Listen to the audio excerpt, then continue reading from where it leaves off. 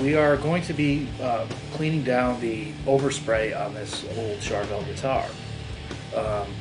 I'm trying to set this up exactly like you would be doing it at home.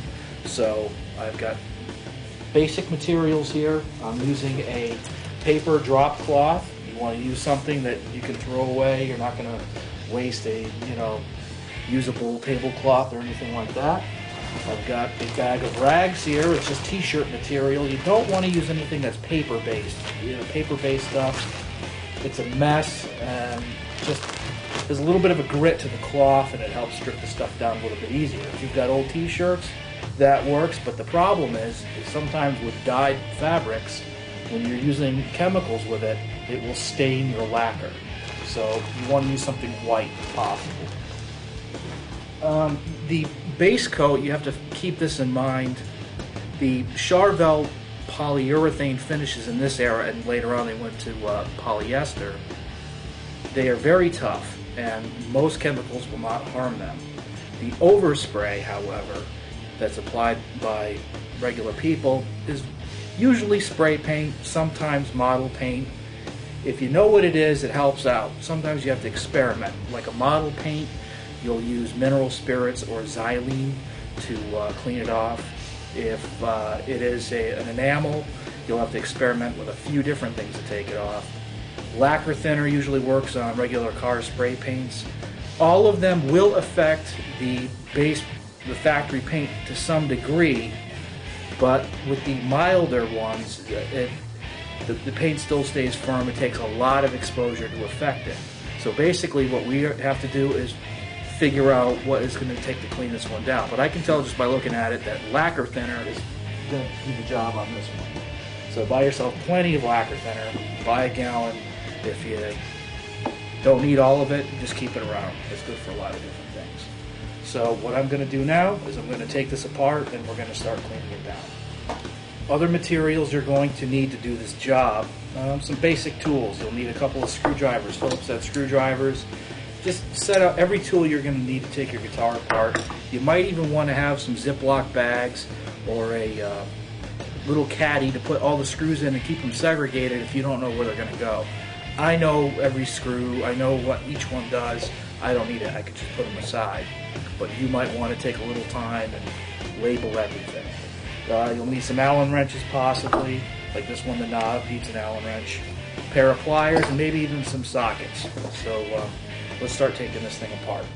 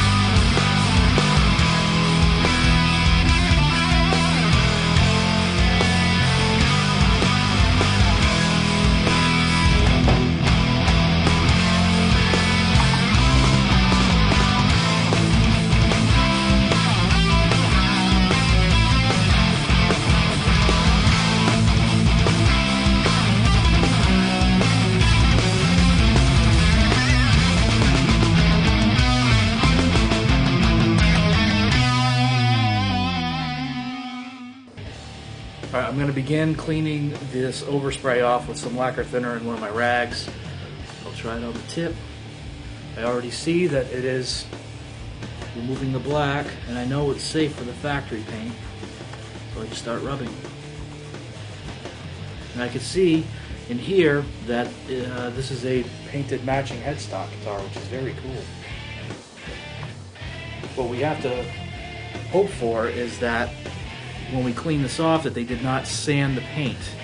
But you have to expect you're going to need to polish the paint a little bit and get some scratching out. I've already seen a lot of them being removed. Look at this. There's a chip in the paint, which is probably why they oversprayed it, because it was damaged. It's still worth more desirable today with chips and dings and its original factory paint than without.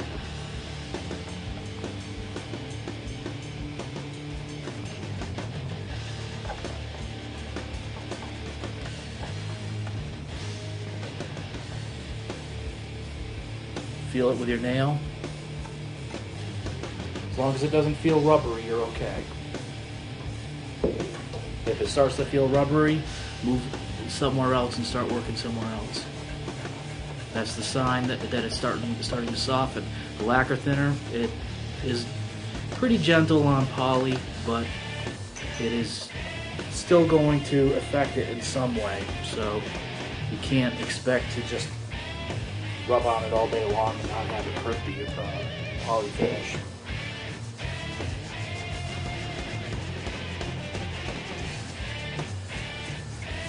Sometimes it's good to allow a little bit to soak in, get a little bit of a extra amount on there to soak in, and then start rubbing it, and it'll break it down a little bit quicker.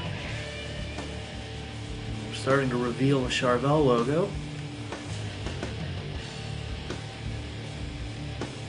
That's cool. Charvel USA and rated 10 trademark. Yeah. I'm going to get the rest of it out there in a second.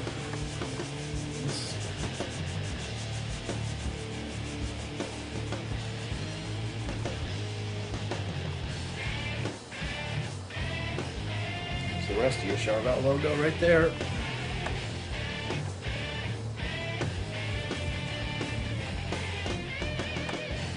Yep, this finish was not sanded, so it's going to be very easy to polish it back up to a high gloss.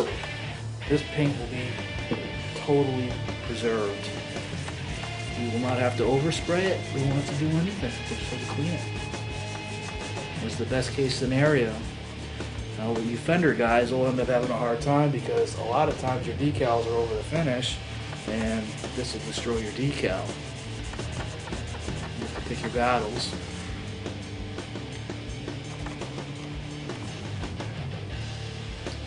Now all I gotta do is follow up on the edges, clean up all the black that got on it when you taped it off, if it even bothered. Around the nut. Now this would be on like a reissue Stratocaster or something. This would not work. I mean,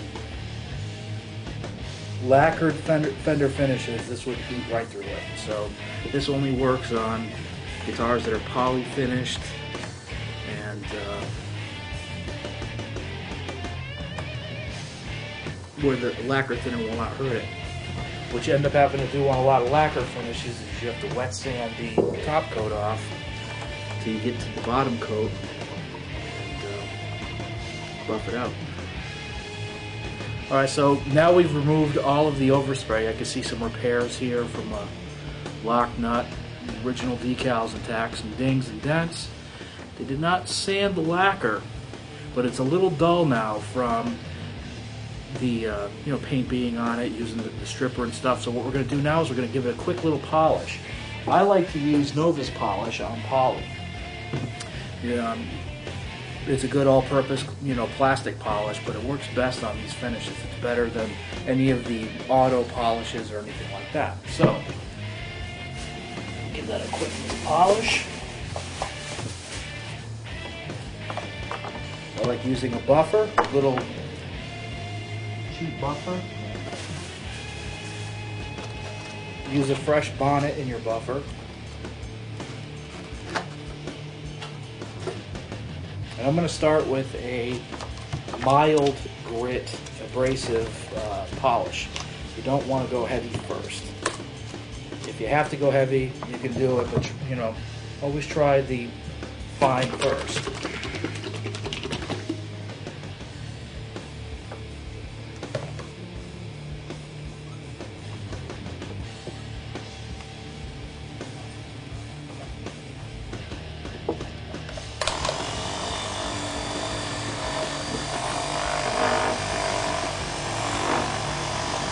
While polishing, let the buffer glide. You don't want to put too much pressure on it. Just let it glide right over it. Let the pad spin fast.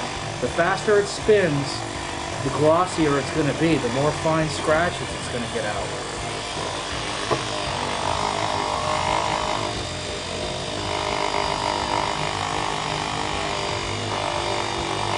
The original patina is still intact.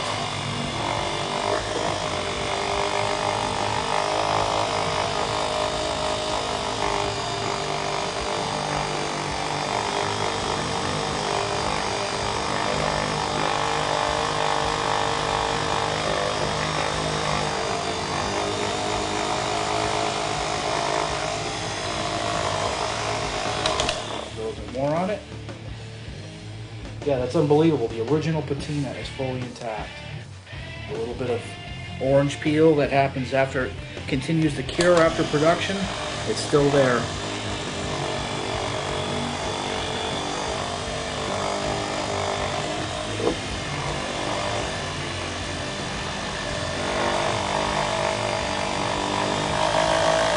Pick it up and let the edge of it catch on it.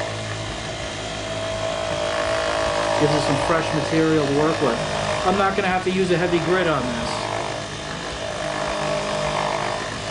You can follow this up with guitar polish now, it'll be perfect. This is why we use a nice drop cloth.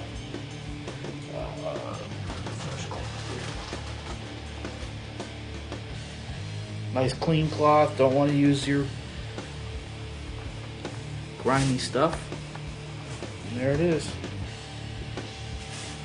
I want to get like the gloss off it.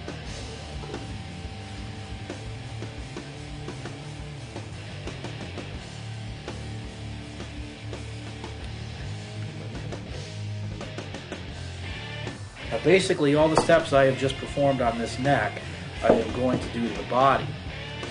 With this body, they just painted over all the parts. I'm going to have to clean some parts up by hand. And I will be leaving all the electronics intact. I don't want to break any solder joints. Keep it all as factory as possible. They're factory now. We'll leave them. So we're going to start working on the body.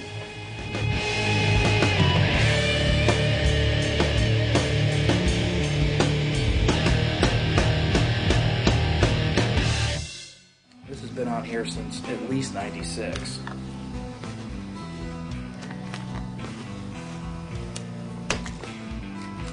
Dead End Cruiser. Okay. So now I've got my pickup loose. I can pull it out, get it out of the way. I got the bridge removed. They didn't paint right over the bridge, which is interesting. And I can start cleaning this one up too. Another thing you're going to want to keep in mind is when you're working on this stuff, you're going to want to do it out in a garage, somewhere where that's well ventilated. I'm already getting high off these fumes. Ugh, this is thick. But I've already revealed a good amount right here. So it shouldn't be too bad.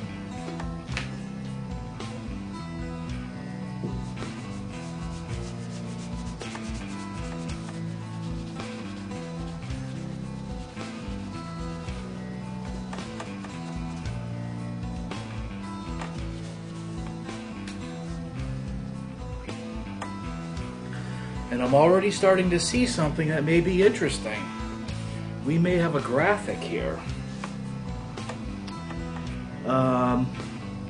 This is unexpected. We may have a graphic finish here.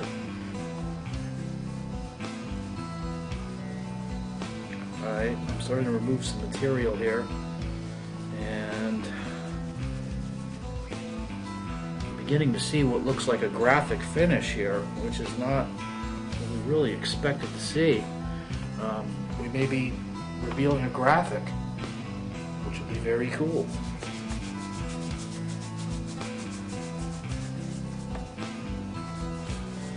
Which would not be cool if you're a punk fan. That's true.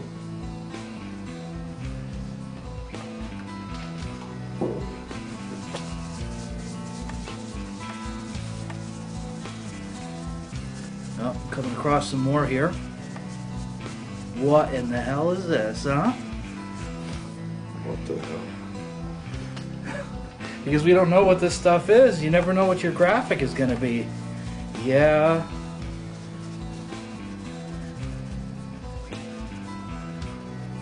Yeah, baby. What do we got going on here? You're on the other side. Yeah, my baby's upside down.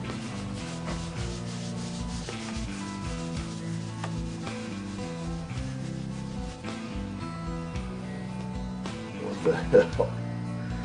I gotta see what this dude is. This is crazy. Oh, it's a skull or something. Yeah, we're looking at a skull here.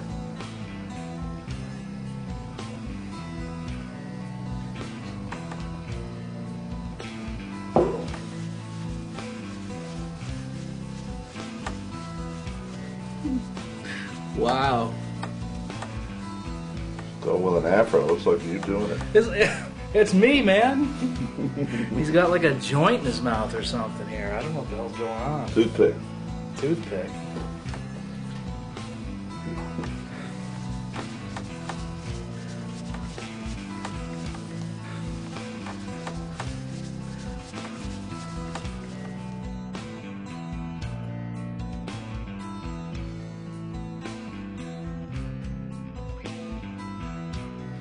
So here's our graphic that we're beginning to uncover, and I can still see the original frisket cuts and stuff. So this is the original San Dimas Charvel graphic right here. We'll see what else is underneath it.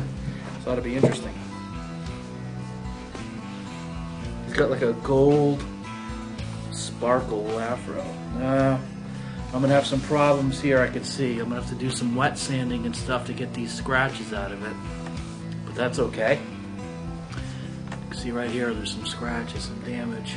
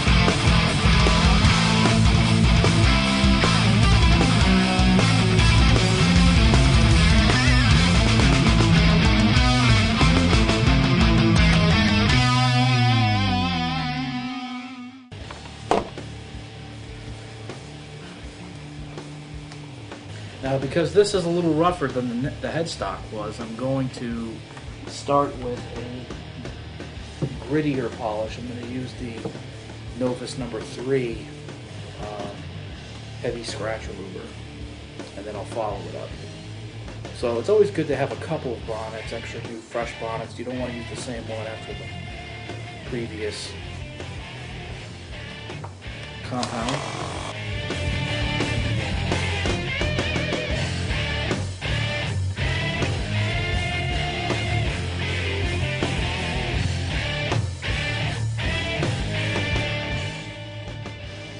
So, we have now cleaned this body down. All the overspray is removed from the top of the body. We've cleaned it up. We've revealed a graphic finish. We were able to preserve all of the original paint. There's some damage done to it here, which You've got to expect that with these refins. People didn't just spray over them because they were ugly. Usually they had a problem. They had dents, they had dings, they had scratches. This does not bring it down to a better condition than it was before. You're just revealing what they painted over. So there's some scratches here I'll have to wet sand out and buff later on.